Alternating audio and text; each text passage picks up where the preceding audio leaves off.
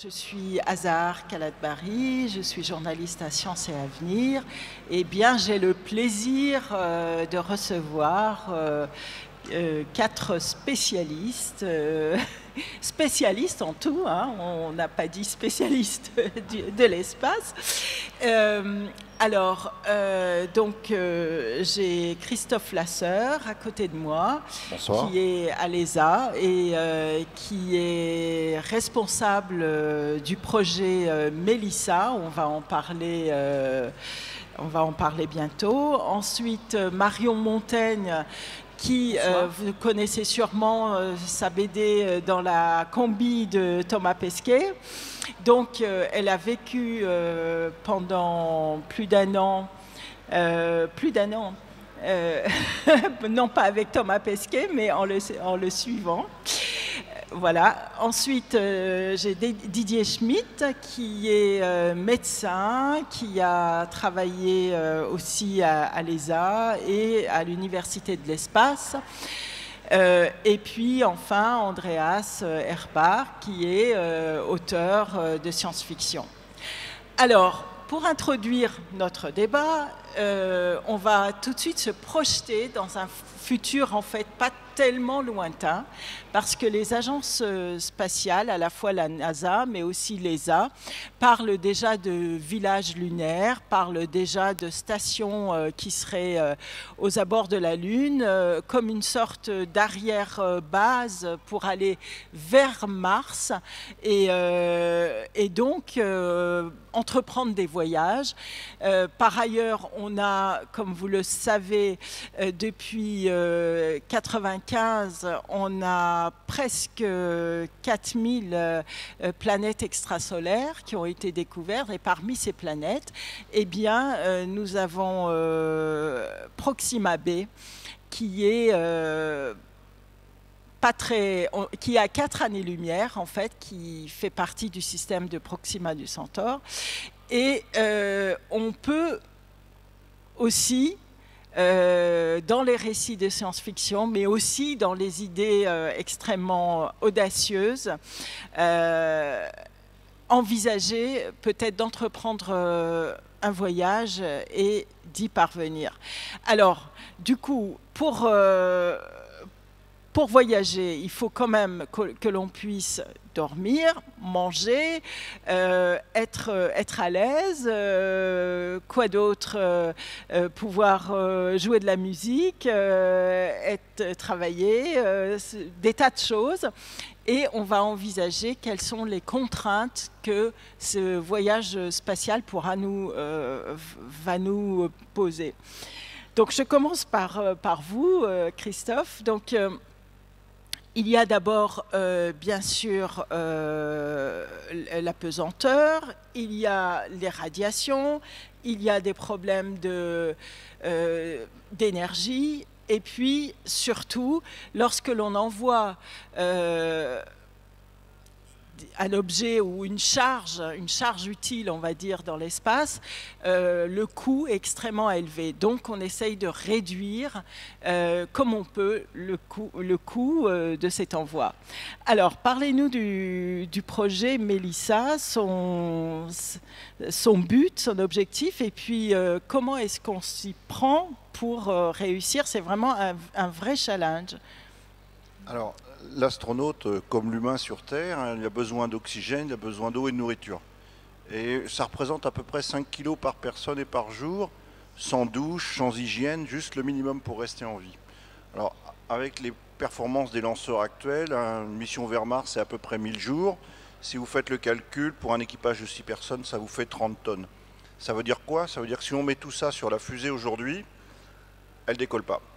Donc, la première difficulté, c'est de réduire ces masses. Et réduire ces masses, ça veut dire quoi? Ça veut dire utiliser tous les déchets de la mission, tous les déchets organiques, et essayer de reproduire de l'oxygène, de l'eau et de la nourriture. Alors, sur l'eau et sur l'oxygène, on peut utiliser des techniques assez conventionnelles. On le fait déjà en partie sur la Station spatiale internationale aujourd'hui. Mais le vrai challenge vient avec la nourriture. Parce que là, vous avez une diversité de molécules à produire, et on ne sait pas le faire autrement qu'avec des procédés biologiques, qu'ils soient bactériens ou que ce soit des plantes supérieures. Donc on est vraiment en train de développer ce qu'on pourrait appeler un écosystème artificiel avec une vision d'ingénieur. Hein. Ça ressemble plus à des tuyaux et des bouteilles qu'un écosystème tel qu'on peut l'imaginer au sol. Et là, on va essayer effectivement de recycler tout de façon à pouvoir cultiver des plantes. Et c'est ces plantes qui vont produire l'eau, l'oxygène et la nourriture. Alors, cette eau vient d'où? Alors, et comment on plante? voilà. Alors, l'eau, elle peut venir de l'urine, bien sûr, c'est la première source, effectivement. Et puis après, il y a plusieurs façons de le traiter. Soit vous passez par des membranes. Aujourd'hui, sur la station, on fait bouillir et on récupère l'eau, mais tout le reste de l'urine est perdu. Donc ça fait un certain nombre de compositions dont on aurait besoin de recyclage total. Et comment on plante? Il faut toute une stratégie. Effectivement, on n'imagine pas mettre des pommiers, des poiriers. On est vraiment sur des choses assez basiques, si je puis dire, la tomate, la betterave. Et effectivement, il faut calculer les stratégies. Est-ce qu'on utilise cette plante? Quand est-ce qu'on la plante? Est-ce qu'elle est dans la même serre que le blé? Et ainsi de suite. Donc il faut vraiment regarder tous ces aspects. Est-ce qu'on a besoin de frigidaire? Est-ce qu'on a besoin d'un cuisinier? Le blé, est-ce que c'est intéressant? Parce qu'il produit aussi beaucoup de déchets, mais il est très complet, très riche au niveau nutrition. Enfin, il faut regarder de façon ce qu'on appelle les aspects système, toute la globalité des challenges. Vous m'aviez dit avant, justement en discutant avant, que pour des petits séjours, on partait en fait avec la nourriture qu'on pensait consommer. Oui, absolument, parce que si la machine qui recycle est plus lourde que ce que vous voulez embarquer, ça ne fait pas sens. Donc si par exemple vous avez besoin de produire 100 kg d'oxygène et que votre machine fait 300 kg, c'est mieux d'emmener directement l'oxygène. Donc on sera toujours confronté à ce challenge qu'est la masse, parce que c'est vraiment le driver primordial des missions spatiales. Donc à partir de quelle durée est-ce qu'on envisage ce type de...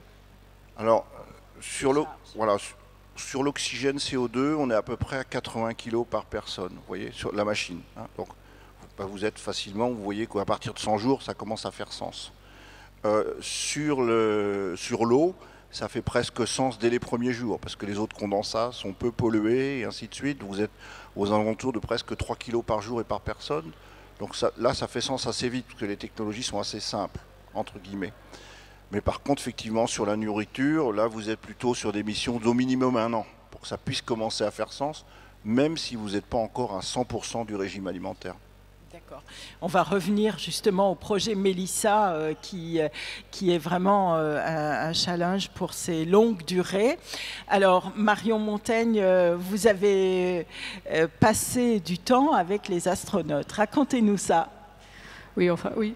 J'ai eu la chance de rencontrer Thomas Pesquet fin 2015.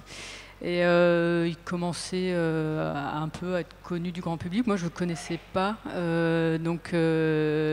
Quand petit à petit, je lui ai demandé si on pouvait faire une BD. Moi, je trouve ça intéressant, un astronaute. Ce qui m'intéressait, c'était l'astronaute, pas la célébrité que c'est devenu.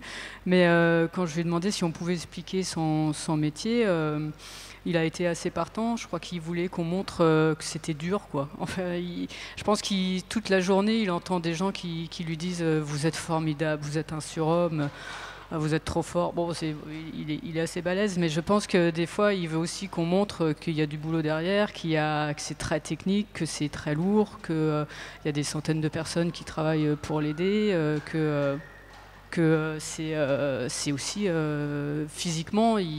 C'est aussi assez costaud à encaisser, parce qu'on est des êtres faits pour évoluer avec de la gravité, et la pesanteur n'est pas toujours notre ami, donc ils prennent cher. Pourtant, ils sont toujours partants pour repartir. Bah oui, ça c'est une expérience, je pense, qui est un peu personnelle chez eux, qu'ils ne formulent pas tous plus ou moins. J'ai l'impression que Lucas, il en parle mieux de l'émotion qu'il a eue. Thomas, peut-être qu'il a besoin, je sais pas, peut-être moins expressif, mais je pense que c'est pas du tout anodin comme sensation. Vous soulevez des masses, vous les soulevez même pas, quoi. Avec le petit doigt, vous les transportez, vous voyez la Terre depuis 400 km. C'est une expérience assez hallucinante de voir là d'où vous venez, seul au milieu de l'univers. Je pense que ça doit être assez transcendantal, oui. Mais chacun le digère différemment, je suppose. Alors justement, je me tourne vers Didier Schmitt. Est-ce que du point de vue de la médecine, quelles précautions on doit prendre? J'imagine que l'entraînement est très, très long et très suivi. Et est-ce que pour des séjours longue durée, dans la perspective d'aller bien au-delà de la station spatiale, est-ce que l'on envisage d'autres types d'entraînement? Effectivement, pour aller dans la station spatiale, bon, les choses ont un petit peu changé ces dernières années, puisque maintenant les équipages passent jusqu'à 1 an.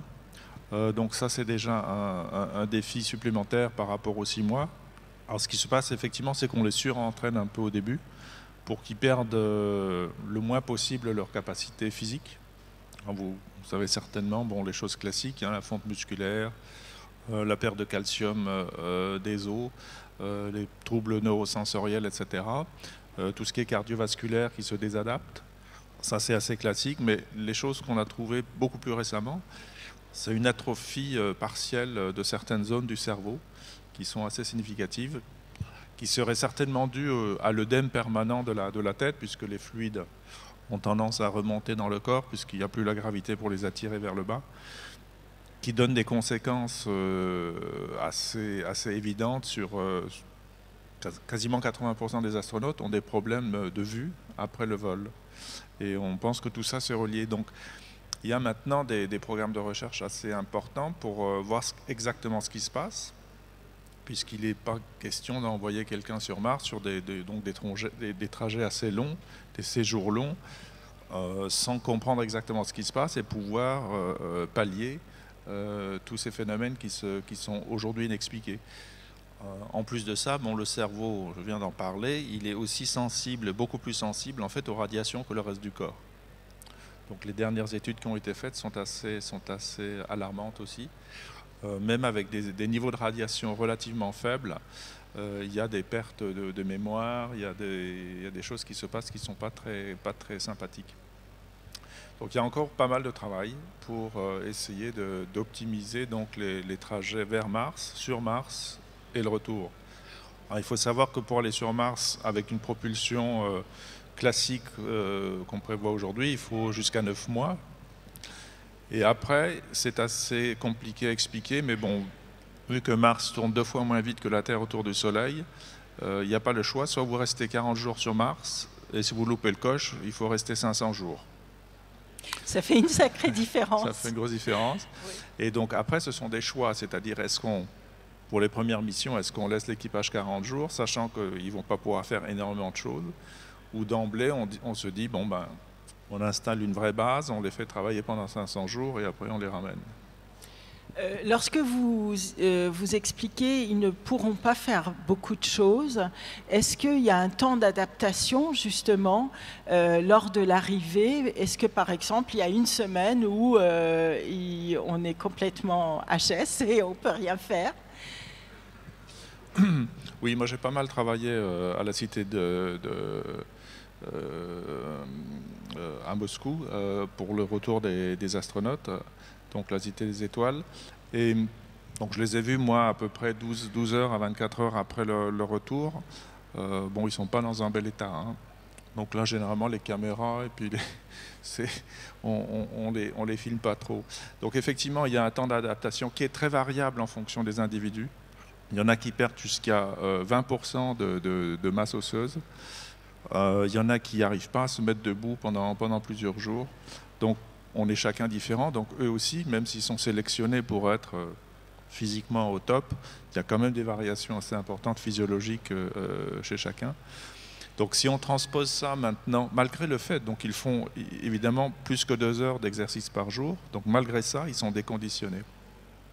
Il y a un principe très simple, hein, si on n'utilise pas certaines fonctions du corps, on les perd. Donc, quand vous avez quelqu'un qui est alité pour une pathologie quelconque, pendant 6 mois, il ne va pas se remettre debout et jouer au tennis tout de suite. Hein. Ça, on le comprend, c'est pareil pour les astronautes.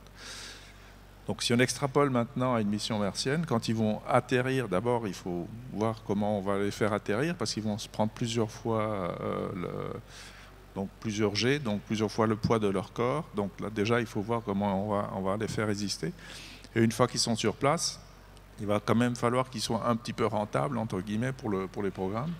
Donc il faut qu'ils soient le plus adapté possible tout de suite.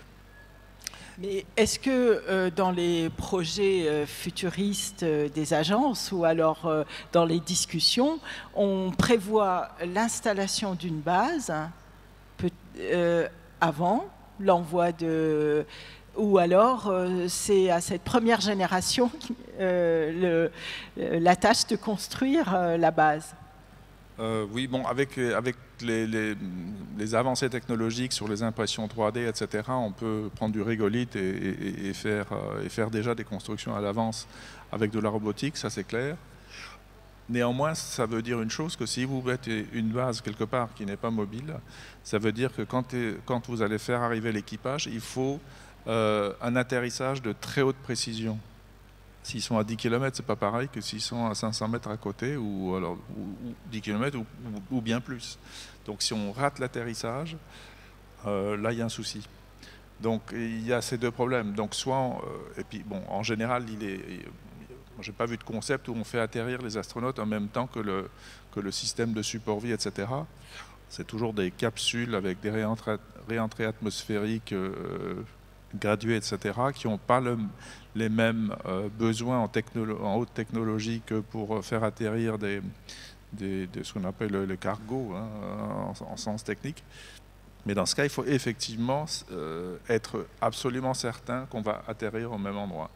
Ou alors, ce qu'on peut faire, c'est avoir plusieurs atterrisseurs et essayer de faire atterrir l'équipage dans un environnement relativement proche avec une mobilité. Donc il est hors de question d'envoyer les astronautes sans une propre mobilité minimale. Donc ce qui suppose un robot pour se déplacer.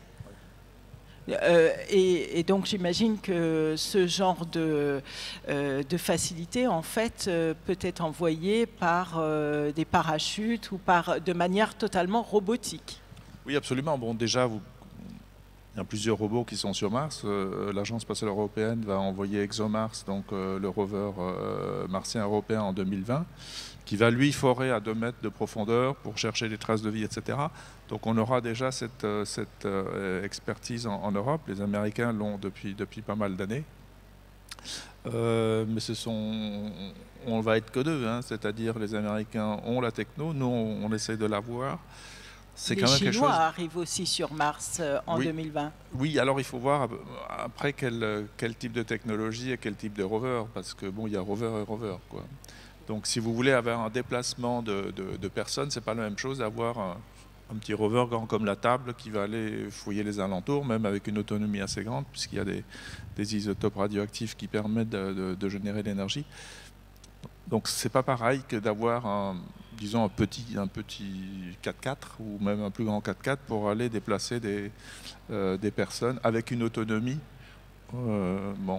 Christophe peut vous en parler plus. Donc il y a aussi un problème d'autonomie des personnes dans des véhicules pour aller plus loin. C'est pas la peine de les mettre dans une base et ils ne peuvent que circuler autour de la base. Il faut vraiment qu'ils puissent aller faire des dizaines de kilomètres pour aller explorer plus loin. Alors justement, cet aspect, on voit bien que les agences préparent ces programmes. Je me tourne vers Andreas. Est-ce que dans les... et puis l'autre donnée du problème, c'est que en plus des agences gouvernementales, aujourd'hui, l'espace est devenu aussi privé parce qu'il y a des entrepreneurs privés qui opèrent. Est-ce que dans la science-fiction, comment est-ce qu'on prend ça? Est-ce que justement c'est quelque chose qui est épatant ou on avait prévu ça depuis très longtemps et puis on fait avec? Comme auteur de science-fiction, on profite bien sûr du travail des gens comme ça. Et en plus, il y a une différence si... la question, c'est le degré de réalité qu'on veut dans un roman. Si on a un roman qu'on veut très réaliste, il faut faire beaucoup de recherches. Si on construit un empire galactique, un space opéra avec... on peut inventer n'importe quoi.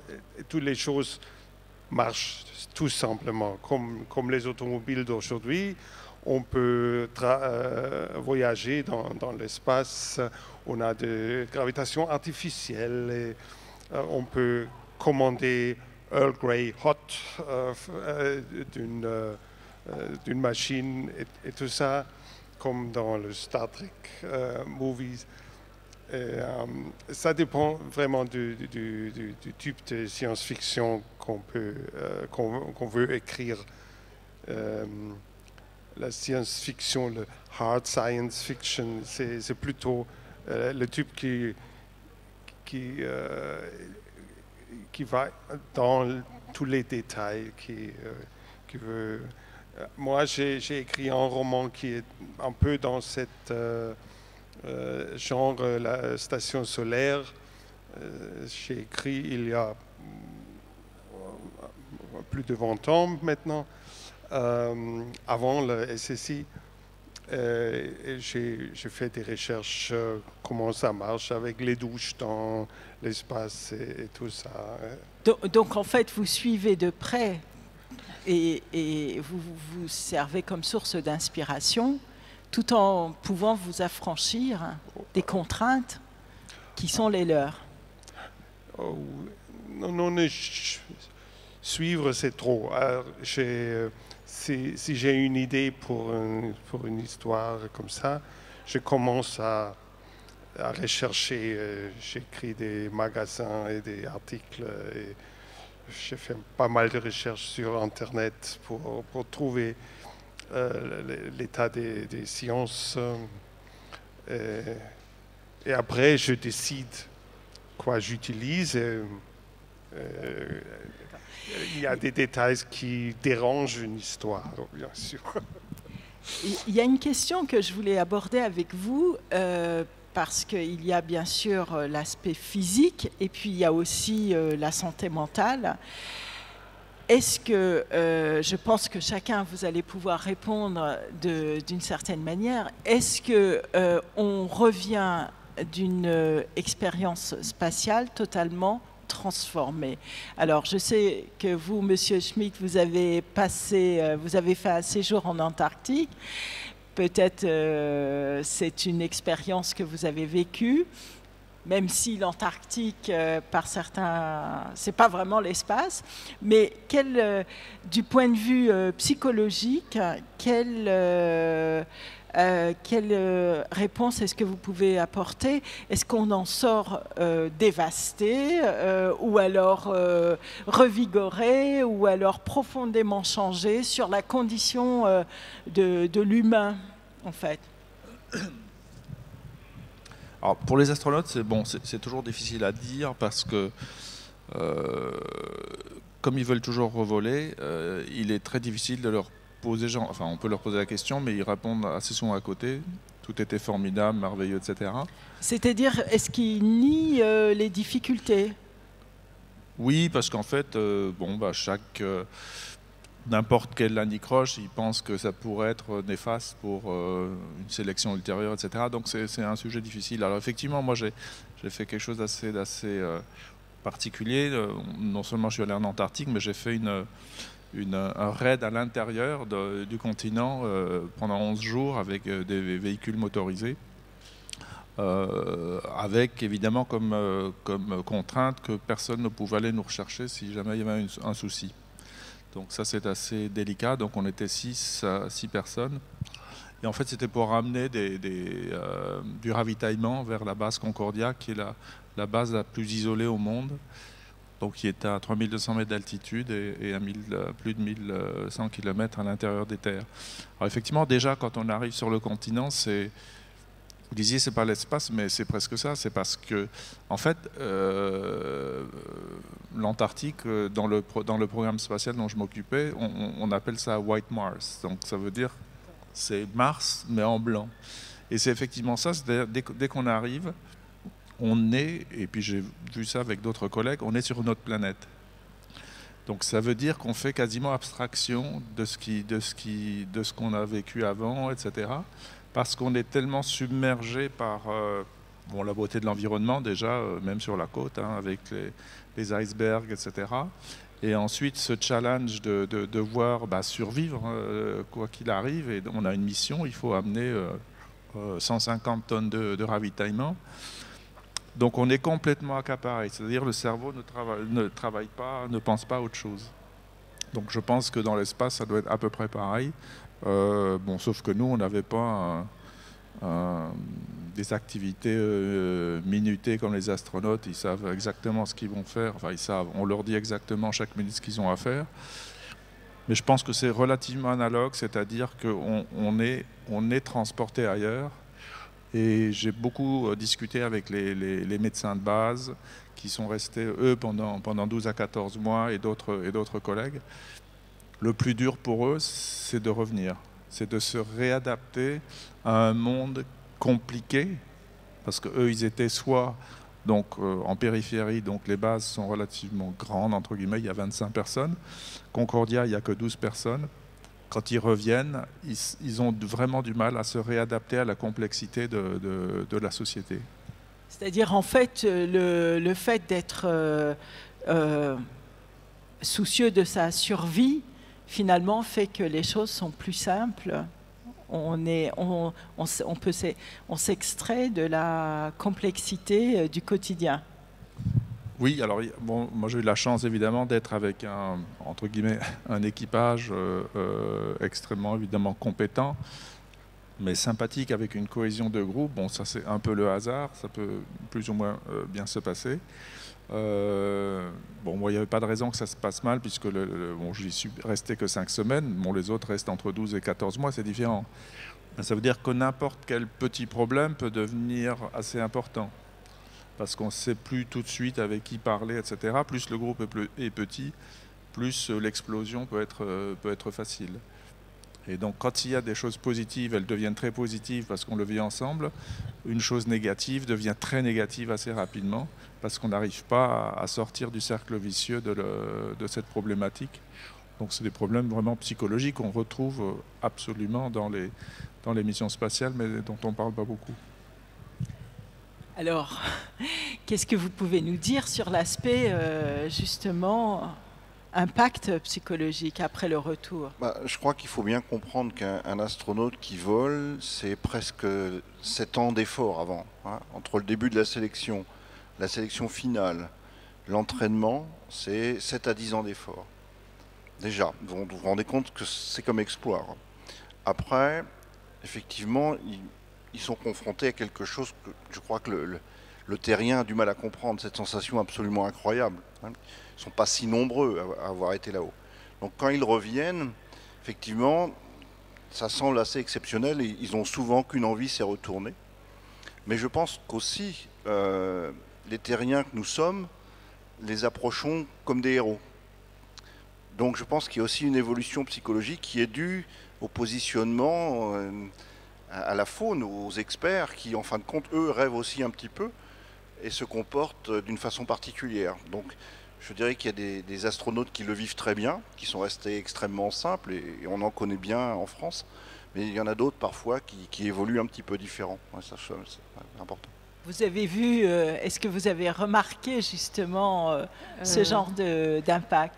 Moi, j'ai vu Thomas Pesquet 2 semaines après son atterrissage. Je l'ai trouvé pâle. Mais, vous l'avez trouvé pâle? Oui, pâlichon quand même un peu. Non, mais c'est surtout, moi je me disais, ça clignote, prend des vacances quoi, au-dessus de sa tête. On se dit, il faut qu'il se repose. Mais non, c'est justement le moment où en plus, non seulement il faut revenir d'une planète où tout était différent, mais avec la célébrité en plus, où là en plus beaucoup de gens veulent vous voir, vous sollicitent, tous les journalistes sont là, des auteurs de BD qui vous posent des questions bizarres. Donc moi j'ai trouvé que ça devait être extrêmement dur. En plus, j'avais vu l'emploi du temps, c'est un cobaye, donc il doit encore faire des tests qu'il a encore fait avant la mission, pendant, et ils la refont après. Donc des fois, c'est resté 3-4 heures dans une chaise à se faire électrocuter les muscles. Donc c'est un peu, c'est pas. Et pour la petite histoire, c'est qu'aussi le soir, nous on prenait tous une bière, mais pas lui, parce que le lendemain il avait examen, il rentrait aussi en taxi pour pas rentrer en voiture et faire n'importe quoi. C'est au cas où les réflexes n'iraient pas bien. Donc c'est plein de petites choses auxquelles on pense pas et qui fait qu'ils reviennent pas dans une vie normale. Et aussi, je pense que le planning qui était, mais c'est à la minute près, qui est très calé, c'est au retour ça continue un peu, mais ça doit être différent avec. C'est extrêmement lourd avec à sa supporter. vie, oui, avec. Ça, il faut leur demander à eux, mais moi j'aurais été claqué, moi je serais partie. Enfin, je pense qu'ils ont eu des vacances, mais plus tard, encore vraiment tard. Ouais. Très... Alors, Andreas, est-ce que vous donnez un profil psychologique très particulier à ceux qui entreprennent un long voyage dans l'espace? Alors, je me dis, ce serait un très bel sujet pour un roman. Pas la mission, mais rentrer de la mission et la vie après. Je ne sais pas si c'est déjà écrit un roman comme ça. Ce serait très intéressant. C'est un peu comme les gens qui rentrent d'une guerre qui a transformé leur mental. Leur mentalité. Dans une autre manière, bien sûr, parce que une mission, ce n'est pas une guerre, mais c'est aussi une situation extrême. Je trouve ça fascinant, cet aspect de facilité et la complexité de notre vie quotidienne. C'est vrai, oui. C'est même, si on rentre d'un voyage, des rencontres avec des lecteurs. On est concentré sur des rencontres, on parle, on discute, on répond à questions et on rentre. Normalement, c'est une douzaine de lettres qui sont arrivées, 50 emails qui font être répondus tout de suite. Il s'agit des taxes et des impôts et des choses comme ça. Et on dit, le voyage était, dans un certain sens, plus facile que notre vie normale. Finalement, les problèmes du quotidien pèsent plus que l'éloignement et ça pourrait être comme ça. Alors, je voudrais qu'on se projette maintenant non seulement dans un futur lointain et dans les récits de science-fiction, mais dans ce qu'on prépare déjà dans les cartons, parce que parfois ça ressemble un peu à la science-fiction. Par exemple, cette station lunaire, les modes de propulsion. Bon, on a parlé de la propulsion ionique, mais on essaye justement d'explorer d'autres types de propulsion. On en est où de tout ça? Est-ce que par exemple, une première base martienne, allez, à votre avis, ça sera quand? Donner des dates, c'est toujours extrêmement difficile. Surtout qu'aujourd'hui, l'objectif international, hein, les discussions qui ont lieu là tout de suite, la semaine prochaine encore à Houston, c'est vraiment l'orbite lunaire. Hein, donc, c'est-à-dire une étape avant Mars, avec, comme l'a mentionné Didier, un vrai problème qui est les radiations. Hein. Donc pour la première fois, si on oublie les missions Apollo qui étaient très courtes, pour la première fois, on veut rester sur des durées au minimum, je dirais, d'une semaine, mais en allant vers un mois et plus, en dehors des ceintures de Van Allen, c'est-à-dire les ceintures qui nous protègent des radiations ici sur Terre. Et ça, c'est l'objectif aujourd'hui des discussions, de construire cette toute petite station, hein, beaucoup plus petite que la Station spatiale internationale, pour des équipages plus réduits, probablement de l'ordre de 3-4, pour essayer de comprendre. Mais ça, donc 3-4 personnes uniquement. 3-4 personnes, mais les premières missions, c'est une semaine. On revient sur Terre, on retourne un an après, peut-être 15 jours, vous voyez, avec un objectif final d'1 mois maximum, tant qu'on n'aura pas résolu cette problématique des radiations. Donc là, il y a vraiment un travail à faire. Puis il faut aussi valider toutes les technologies. On ne va pas partir vers Mars, même sur de la propulsion rapide, hein, qui sera quand même de quelques mois, tant qu'on n'aura pas validé les systèmes de support vie, qu'on n'aura pas validé un certain nombre de choses, de la propulsion, et ainsi de suite. Donc ça, c'est vraiment l'objectif en cours tout de suite. C'est ce qu'on appelle le Deep Space Gateway. C'est le pas entre les deux. Alors, en fonction de ça, et puis des évolutions politiques et économiques, vous mettre une date pour Mars, je ne suis pas capable de le faire, soyons honnêtes. Didier, est-ce qu'il y a une volonté politique en Europe pour cela? Est-ce que vous pouvez nous faire un point, par exemple, entre la volonté américaine, la volonté politique, et puis, je ne sais pas, européenne, et puis, quels sont les autres candidats qui se profilent? Parce qu'on parle beaucoup de la Chine, bien sûr. Oui, bon, évidemment, ça devient un problème géopolitique. Ce n'est pas que le challenge ou le défi technologique.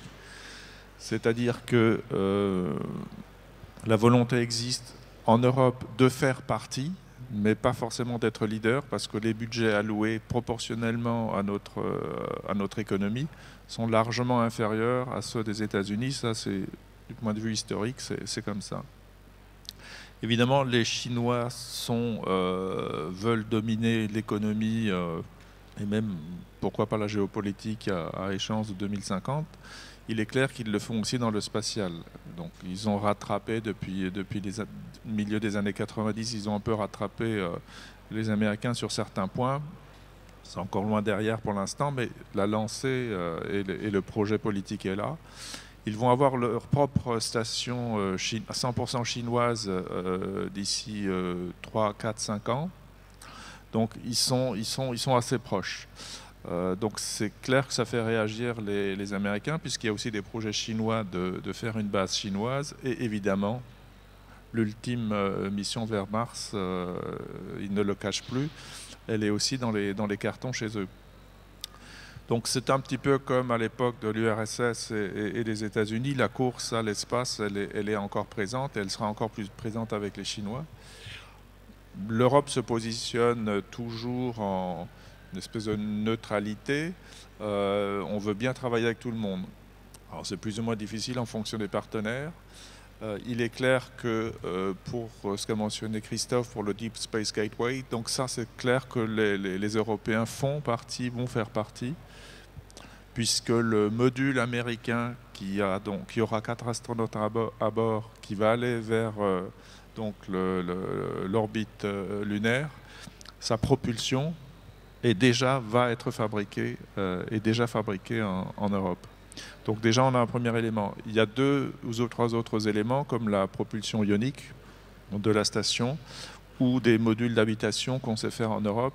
Ce sont des négociations qui sont en train de se faire avec les États-Unis. Et la décision finale va être prise en novembre l'année prochaine, donc l'an prochain, lors d'une réunion ministérielle des membres de l'Agence spatiale européenne. Mais très clairement, on va faire partie de l'exploration. Comment on fait partie de la station spatiale à hauteur de 8 et quelques %. Je pense qu'on va peut-être même augmenter notre participation à la station circumlunaire, mais jamais en étant leader et jamais en se positionnant comme soit les États-Unis ou soit la Chine pour essayer de dominer quelqu'un. Donc être présent sans être leader. D'accord. Oui. De toute façon, du point de vue budgétaire, il n'y a pas le choix. Il n'y a pas le choix. Il y a un aspect qu'on aborde rarement, c'est les conflits humains.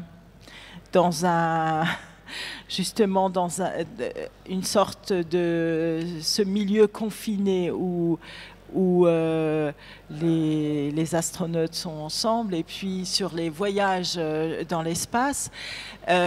Comment est-ce qu'on gère ça? Alors, Andreas, je ne sais pas, est-ce que les conflits humains pourraient donner lieu à des événements, par exemple à des tournures, à des changements de paradigme dans vos récits?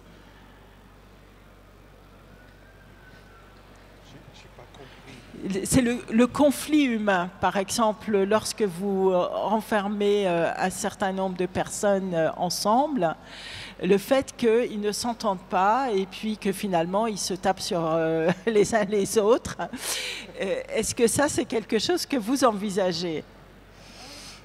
Je ne pense pas. C'est certainement difficile d'être enfermé avec des autres, mais bon, ils vont être préparés psychologiquement pour ça. On va essayer. Et il y a déjà eu des expériments en Russie où trois hommes étaient enfermés pour plus de 2 ans pour simuler un voyage vers Mars. Et ça a marché. Alors, bon, ils sont sortis indemnes. Oui, tous les trois. Comment alors, à l'ESA, à l'Agence spatiale européenne, on aborde cette problématique? Didier pourra vous en dire beaucoup plus, parce qu'il a été très actif sur ce sujet. Mais je crois qu'il y a une différence fondamentale entre la sélection qu'on a aujourd'hui et ses vols futurs. Aujourd'hui, l'astronaute, il a une confiance énorme, j'espère, dans toute la technologie qu'il utilise. Et il n'est pas leader, si vous voulez. Il est opérateur. Hein, comme on l'a dit, on l'éduque, on le forme, et il a les activités à la minute près. Si on part vers Mars, là, il n'y a plus de retour possible et il faut effectivement qu'il soit capable, en plus, de gérer ce stress, de comprendre comment ça fonctionne. Et là, je pense qu'il y a effectivement une amplitude qui va accroître et qui aujourd'hui n'est pas encore considérée dans la sélection et la gestion du stress. Là, je pense que Didier peut compléter ce point. Oui, bah c'est un petit peu comme le voyage en Antarctique. Si vous partez de l'Australie comme j'ai fait avec un mini brise-glace, vous vous occupez de rien. Tout est pris en charge, etc. Même sur la première base, il n'y a pas de souci. Vous êtes nourri, logé, etc. Enfin, tout se passe bien. Si vous avez des choses à faire, il y a des protocoles, etc. Donc, tout va bien. Donc ça, c'est la station spatiale en ce moment. Donc effectivement, les astronautes sont un peu ce sont des exécutants. Et maintenant, si vous partez de la base antarctique et vous êtes livré à vous-même et que quoi qu'il arrive, vous devez vous débrouiller, là, ça change complètement. Là, vous devez prendre les choses en main. Et ce sera pareil pour le voyage martien, c'est-à-dire qu'ils ne vont plus être dépendants d'abord parce que au bout de quelques mois, le message aller-retour, donc au maximum, vous aurez 18 minutes de message aller, 18 minutes pour le message retour. Donc déjà, on ne peut pas réagir en temps réel, alors qu'on peut en 1 seconde avec la station spatiale actuellement. Donc ça veut dire que déjà la psychologie, la sélection, tout ça, ça va être très différent. Il vaudrait mieux prendre des gens qui sont des sous-mariniers, par exemple. Parce que eux, c'est pareil. Ils doivent survivre sans communiquer. Il ne faut surtout pas communiquer pour ne pas localiser le bâtiment. Et donc, c'est plutôt cette psychologie-là qu'il faut. Des gens qui savent se débrouiller. Et ensuite, la technologie qui va avec, les imprimantes 3D, etc., pour pouvoir réparer n'importe quelle chose. Et c'est exactement ce qu'on avait sur le raid en Antarctique. On pouvait quasiment... Enfin, il y avait des mécaniciens très performants.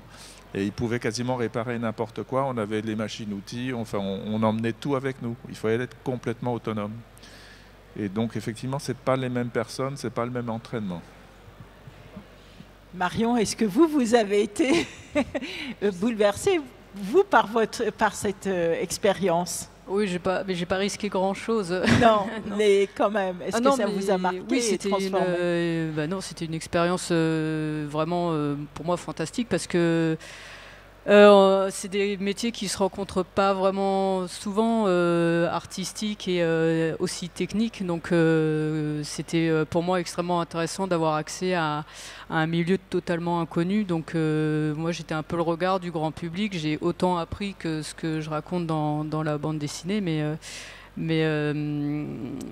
non, mais c'est une chance vraiment incroyable. En plus, j'ai pu rencontrer plein de personnes qui avaient des choses fascinantes à raconter, notamment un des Français, j'étais en train de penser à ça, qui est allé sur Mars 500, donc qui était enfermé. Lui, il disait... Est-ce que vous pouvez expliquer qu'est-ce que c'est Mars 500? C'était en Russie, je crois, je ne sais plus, dans les années 2000, oui, à Moscou. Il y a eu une simulation où ils ont enfermé, ils étaient combien? 6 hommes 6 personnes, oui, 6 personnes de nationalités différentes. Et donc, je pense qu'il ne raconte pas tout, les difficultés, mais il racontait que lui, il dit, je pense qu'ils ont toujours conscience que s'il y a vraiment un problème, ils sont toujours sur Terre. Et ça, c'est une dimension qu'on ne pourra jamais simuler, vraiment des gens détachés. Quand ils regardent par le hublot, il n'y a même plus rien, ce sera le noir complet. Donc lui il disait que ce qu'il faisait, enfin je ne vais pas transformer ce qu'il dit, mais ce qui m'a marqué, c'est qu'il disait, vers la fin, il s'imaginait aller enfin dans une piscine, se baigner dans la mer ou des choses comme ça. Et il me disait, je pense que pour un retour, pour un voyage sur Mars, il faudra absolument que les gens se disent qu'ils pourront revenir, c'est ce qui leur fera tenir. Et enfin, je ne sais pas si c'est possible de partir sans espoir de revenir, parce que j'ai aussi lu des articles où à un moment on disait il faut qu'on envoie des hommes qui seraient d'accord pour ne jamais revenir, qui meurent sur Mars. C'est hyper glauque, je ne sais plus qui avait dit ça. Et on a eu cette discussion-là où lui disait non, je pense pas. Je pense que pour tenir, il faut avoir l'idée de pouvoir revenir un jour, sinon on tient pas. Mais ça, c'est philosophique, c'est une discussion philosophique, psychologie, psychiatrique, sans fin, quoi. Et on en fera presque l'expérience en le faisant. Est-ce que la première génération est censée revenir ou pas? Alors ça, c'est la différence fondamentale entre les grandes agences et les initiatives privées, si vous voulez. Donc pour l'ESA, comme pour la NASA ou la JAXA, aujourd'hui, il n'y a même pas de discussion. On ramène nos astronautes. Et ça veut dire que la prise de risque est limitée au maximum. Donc vraiment, tout est fait pour prendre les risques acceptables. Mais les initiatives privées, effectivement, il y a des grandes déclarations. On peut partir demain, et si vous regardez les risques en face, ça ne tient pas la route, quoi. Donc de notre côté, on ne se permettra pas de prendre des risques importants. Donc ça, c'est crucial, quoi. Alors, je vois que l'heure tourne. Pour finir, je voulais vous poser juste une question. Qu'est-ce qu'il faut, quel verrou technologique il va falloir surmonter pour y aller? Alors, est-ce que c'est un problème de volonté politique ou alors c'est un verrou technologique? Qui veut répondre? Alors, il n'y a pas forcément qu'un verrou technologique. Après, ce sont des choix politico-technologiques. Les Russes viennent de tester un réacteur nucléothermique pour faire des voyages de très longue durée vers Mars. Donc, en fait, pour les raccourcir, pour avoir beaucoup plus d'énergie, pour être beaucoup plus efficace.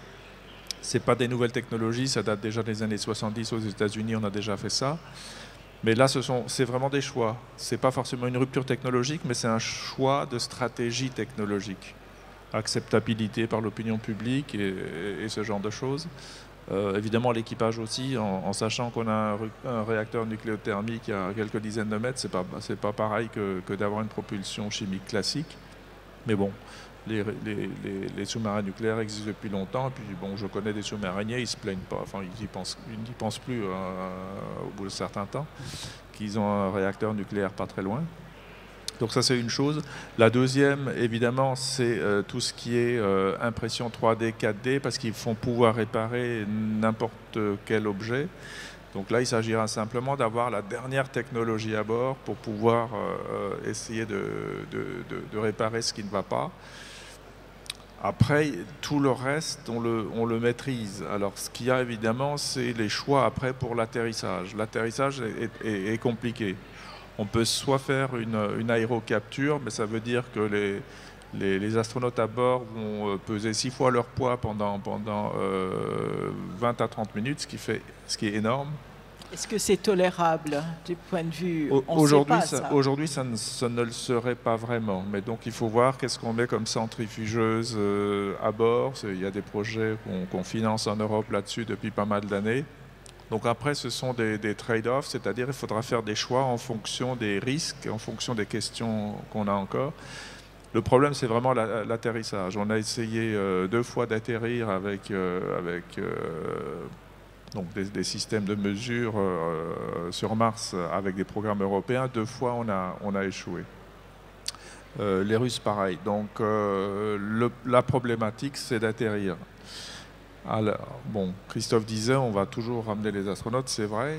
Et l'autre problématique, c'est effectivement de les ramener. Ça veut dire qu'il faut amener à la surface la fusée qui va les remettre en orbite martienne, avoir en orbite martienne le vaisseau qui va les accueillir et qui va revenir probablement en orbite lunaire vers la station lunaire et ensuite repartir vers la Terre. Les éléments, on les a, mais mettre tout ça ensemble pour que tout fonctionne, donc là, il n'y a pas un verrou technologique, mais il y a un taux de fiabilité qu'il faut atteindre. C'est surtout ça le problème. Et est-ce qu'il y a un problème d'acceptabilité du public aussi ? De toute façon, je veux dire, l'Agence spatiale européenne, la NASA, la JAXA sont des organismes financés par les citoyens du pays, hein, par vos impôts. Hein. Je vous en remercie d'ailleurs au passage. Et de ce fait, il y a effectivement une explication. Qu'est-ce qu'on fait? Quels sont les risques qu'on prend? Quel est l'intérêt? Donc, on ne va pas, si on dit aux citoyens européens, écoutez, 30% du budget va partir dans cette mission spatiale parce qu'on veut être les premiers, je ne suis pas sûr que ça va être bien accepté. Je ne suis pas sûr non plus que si on dit, alors là je suis un petit peu futuriste, en disant on va modifier génétiquement l'astronaute pour qu'il résiste mieux, est-ce que ça va être aussi accepté? Il y a des problèmes d'éthique. Hein, je ne sais pas ce qu'on modifierait d'ailleurs, ça c'est une autre discussion. Mais vous voyez, résistance aux radiations. La résistance aux radiations. Ouais. Donc vous voyez, il y a un certain nombre de choses comme ça. Mais moi, qui ne suis pas médecin, contrairement à Didier, je pense qu'un des points fragiles, c'est l'humain. C'est peut-être le verrou technologique qui aujourd'hui n'est pas encore assez levé.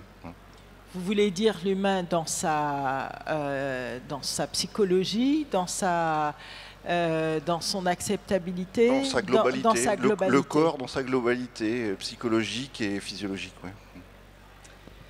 Très bien, on a peut-être le temps de prendre 1 ou 2 questions. Oui. Bonjour. Si vous pouvez...